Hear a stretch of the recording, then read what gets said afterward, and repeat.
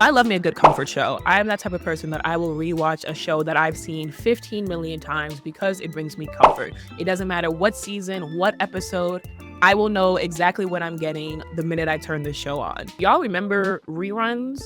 Do you remember marathons? I know today they just call it like binge watching and like streaming because you could just pick what you want to watch versus like the adrenaline of cable where you'd have to like flip through the channel and be like, oh my God, they have a marathon of whatever. And I think that it's important that as we move more into streaming and digital and this new version of cable, that we make space for, I guess you could say like the history of TV, but it's not just the history, it's also this very secret formula that these TV shows do, which if you're interested in TV, in writing, directing, creating your own show, being a showrunner, this is something that you should look into if you're interested in making shows that are comforting for people like me who love comfort.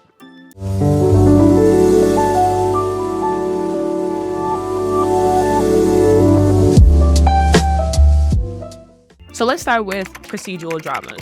Shows like Law & Order, Law & Order SVU, Law & Order Criminal 10, FBI, Criminal Minds, NCIS. Most episodes follow the same basic procedure. A problem appears, it's usually a crime, a mystery, maybe even a medical emergency. The team that you know and love, the characters that you've been familiar with since season 1, are using a familiar process, locations you've seen before. It's somewhat of a contained environment amidst the obstacles, twists, false leads, etc., etc. But the truth is usually always revealed and usually have resolution by the end of the episode. And that is the key to the procedural dramas, resolution. The satisfaction doesn't come from long-running character arcs, it comes from watching the process unfold. You're not here to see who this detective becomes within 5 seasons. You're here to see how does this case get solved in 42 minutes or less. But if you're a devoted fan that has watched the show in order, you know details about each detective's personal life that impacts how they show for the case, but it's not really important to still enjoy the show. That's more just like a bonus, you know what I mean? And it's not an requirement for the show to still be enjoyable, so even though characters matter, of course, the strength in this form of procedural drama storytelling is centering on the procedure. It's consistent, recognizable, stable enough that you instantly understand the role of everybody in this world. And the continuity isn't emotional, it's kind of more mechanical and logical and like analytical.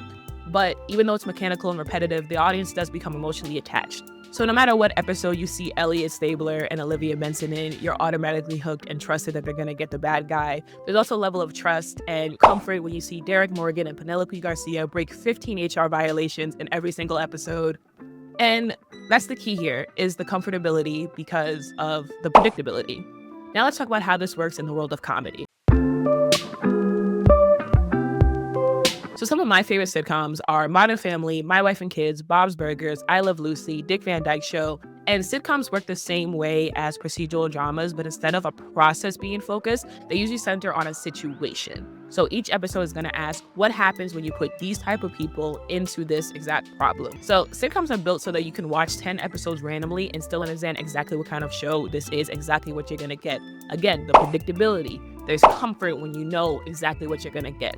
Sitcoms, once again, don't demand emotional investment in long arcs. They do just naturally happen, but they do demand attention to this week's mess. Now, of course, there's exceptions when some series do part 1 and part 2 of episodes. That's not just for sitcoms, that's also for procedural dramas where they kind of sprinkle in a little extra, fun to the situation or a little bit more time to solve this crime because it's a bigger crime that can't be solved in 42 minutes. You need a full 80, which I feel like when it comes to comfort shows, I do enjoy a procedural drama show, but there are times where it's like, I just want to laugh. Even if I already know what the jokes are, it still can be funny because sometimes you can even look at it in a different way or you can catch something that you may not have caught before. So I think for sitcoms, it's the more easy one to kind of spot. That's like, of course you can rewatch sitcoms at any point in time because it's a situation, right? Like it's whatever.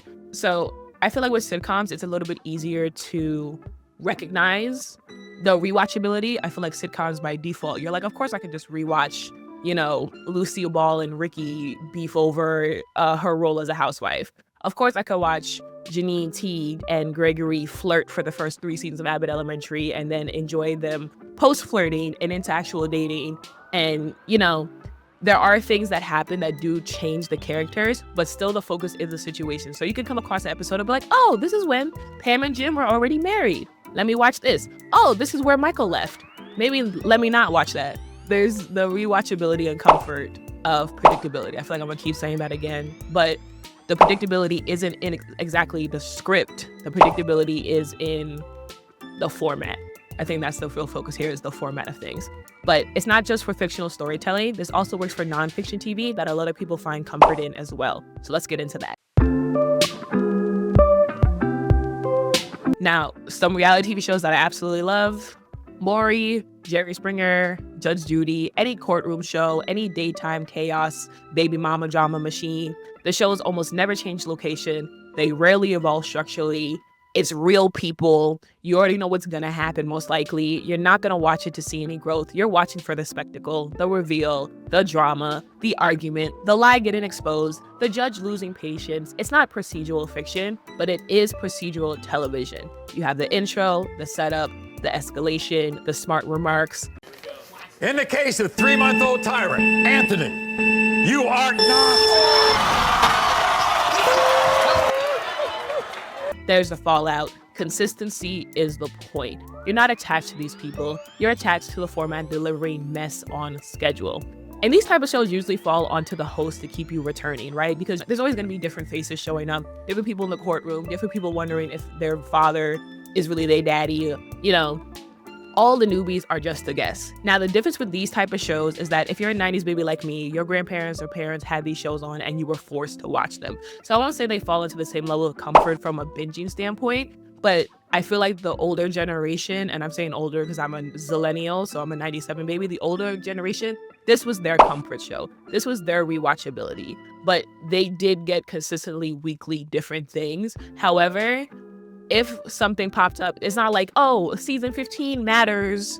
Season 15, episode 4 of Judge Judy is relevant to the pilot, you know? So there is that level of... Come on! The predictability is more so in the characters that the producers brought to the show for you to enjoy drama. Because some people find comfort in just watching other people's messiness. And honestly, I'm here for it.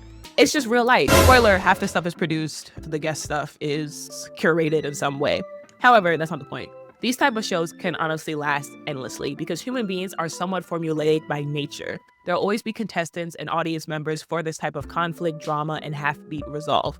Now, another nonfiction example that's slightly less chaotic but still has that level of timeless comfort is daytime talk shows. So talk shows kind of work the same way as these nonfiction judge shows that I was talking about.